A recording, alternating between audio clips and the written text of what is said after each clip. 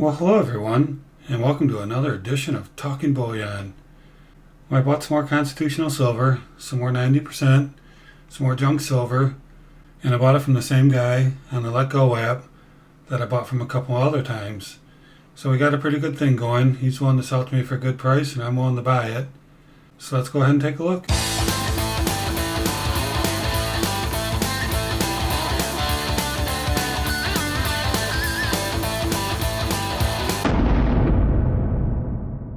Alright, so here we go. This is what it amounts to. This is what I bought off the guy from Letgo. And I got this again for about $1 under spot. So he sent me a message to Letgo and he said, hey, I've got a couple rows of quarters, a roll of dimes, and 12 Walking Liberty halves. What are you willing to pay for them? So let me show you what I usually do. This helps me know what's a fair price to pay for this stuff. So let's go over to a couple apps here. This first one is coinapps.com. If you go into the US Silver Coin Melt Value Calculator, you can come down here and you can put in how much everything's worth.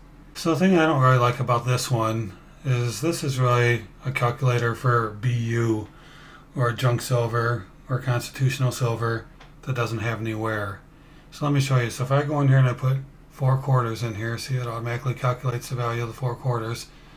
But if you come down here, you can see it's using 0.7239 as its value right here. It's not the normal calculation for most junk silver, most constitutional silver. That calculation is 0.715. It throws some wear in there for your calculation. So this will give you a little bit higher value because it's saying that you have more silver in there. So let me go ahead and put in the numbers, and then I'm going to go to another website and show you the one that I like to use when I'm buying constitutional silver that has wear. So again, he said he had a roll of dimes, and it really doesn't matter if you put Mercury or Roosevelt here because they won't come out any different because it's by the weight. So let's just put in 50 dimes. He said he had 2 rolls of quarters, which would be 80 quarters. And then he also had 12 Walking Liberties. And so we can go here and put them in there. Again, it doesn't matter which one we do because they all have the same number. So you can see here, as of today, $15.29 per troy ounce, and you can change this number up here if you want a different troy ounce price. You can change it up here. But you can see here, this amount comes out to $342.88. That's a total silver value. And if you come down here at the bottom, you can see the bid price and the ask price. And that's generally considered the melt price and the spot price. And you can see here, this number is right in between that. So that's good. You know right away that you can get this app on your phone. You can go to this website on your phone and have it right there for you. So that's good. That's one way to do it. I like to use this junk silver guide. I come over here to this website and go to the silver calculators and general calculator. And I usually just use this top half, but you can see here that he's got all kinds of calculators. What if you know the silver value in face? So this is $31 face. I could just put $31 in there right here and then calculate my price. What if the silver value is in troy ounces? What if it's in standard ounce? How much premium did you pay? So this is a great page to have bookmarked on your phone. So if you go to meet somebody or you see an ad or something, you can get right to it. But let's do the same thing we did over on the other page. Now we can see here that the troy ounce is different.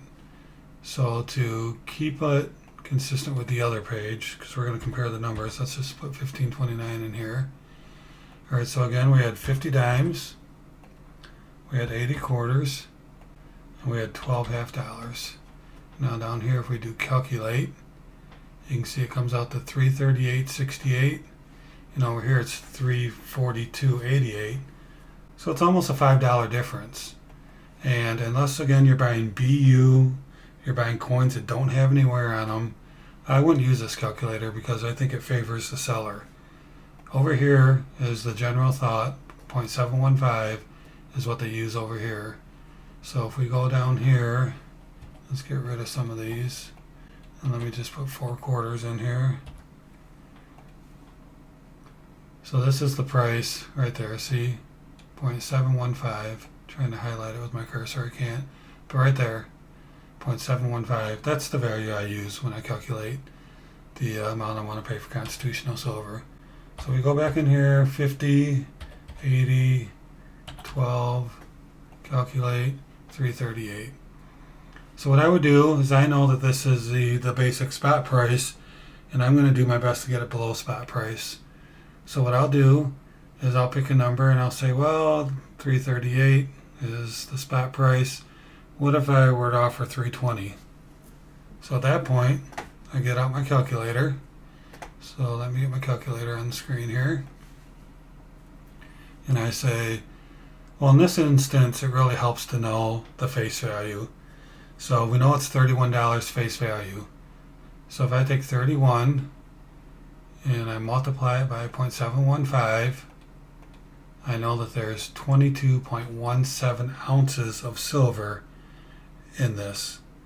So $31 has 22.17 ounces of pure silver in it. So remember that 22.17. So now if I want to pay 320, I take 320 and then I divide by 22.17. And that means I'd be paying $14.43 an ounce. Okay, that's a good price. You know, I'd be happy with that price. But I usually start a little bit lower than that, and then I come up. I mean, generally speaking, the seller's only going to go up, not down. So I'll usually start a little bit lower. I usually like to start about $1 below spot. And I just kind of pick numbers and figure it out. Once I know that it's 22.17 ounces of silver, it's pretty easy to calculate. So instead of 320, why don't I go with 310? So 310 divided by 22.17. Again, how much silver is in $31? So that's 13.98. So that's pretty low, probably a little too low. I mean, I don't want to, go too low. I'd like to get as low as possible. But that's a little too low probably for my first offer, because that's, almost $1.50, $1.30 below spot. So okay, so 310 was a little too low, so let's do 315 and divide that by 22.17. And again, this is what I'm doing before I send the guy an offer. When he sends me the email saying, hey, how much you want to pay for this? This is my process that I'm going through. So right there, 1421. So $315 would mean that I'm paying $14.21 for an ounce of silver. And that's about where I want it. So I'll shoot back and I'll say, hey, for 50 dimes. I always make sure I respond back with exactly the offer. I don't just give them the number. I say, so for 50 dimes, for 80 quarters, and for 12 walking liberties, I would give you $315. And most of the time he comes back and goes, that's a little short for me. Why don't we do 325? I go, I don't know. That's kind of getting out of my ballpark. That's you start getting to that amount, and I can get it from a lot of reputable dealers and local coin stores for that amount. So why don't we go ahead and just do 320? And so, okay, let's do 320 or whatever. So I'm just giving you examples. So in this situation, what I paid for this, given where spot was at, I paid just about $1 under spot. And again, this is the third time this guy sold to me, and I think we've got a good little relationship going, because he doesn't have to waste the time bartering with other people and meeting people he doesn't know.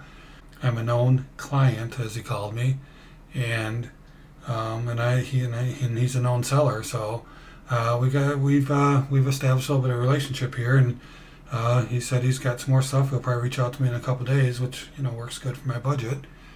So that's it. That's what I do. That's my thought process. That's what I go through. That's how I determine how much I'm going to pay. And just let me tell you something. If he drives it back up to spot or above, I just tell him no. I say, thanks, appreciate your time, but it's not for me. And because I don't want to overpay, like I said, as I've said in many of my other videos, I've got a local coin shop I can go to and pay usually at spot, a few cents below spot. And I'm happy with that. And why wouldn't I just drive down to the local store and pick it up? So, it's got to be a better deal. And this is working out well. But I did want to show you guys my process, my thoughts. These two great websites, coinapps.com and junksilverguide.com. Really, bookmark those on your phone. Have them handy so you're ready to go. I mean, these really, really tell you everything you need to know. And again, I would usually recommend Junk Silver Guide, not only because of its calculates the wear, but it also has several different calculators on the one page that you can use, and they work on your phone. It's not real pretty because you have to move around to get to where you're going to type into the boxes, but it works, and it's a great reference tool. So I hope that was educational and informational for you. Trying to give you guys some good leads here and some good advice on how to continue to buy constitutional silver for a great price and add to your stack. So it's pretty cool that this one little pile here adds over 22 ounces of silver to my stack. I mean, that's just awesome. You gotta love it. I really think that constitutional silver is the way to go, and definitely something that should be working on to purchase all the time. Keep it going. So thank you for watching. I really appreciate it. And if you haven't subscribed yet, why don't you go ahead and do that now. Just go ahead and click on the subscribe button. And also, check out these video recommendations that I popped up for you. Got some great content in there. Go ahead and click on them and check them out. And always remember, let's keep talking bullion.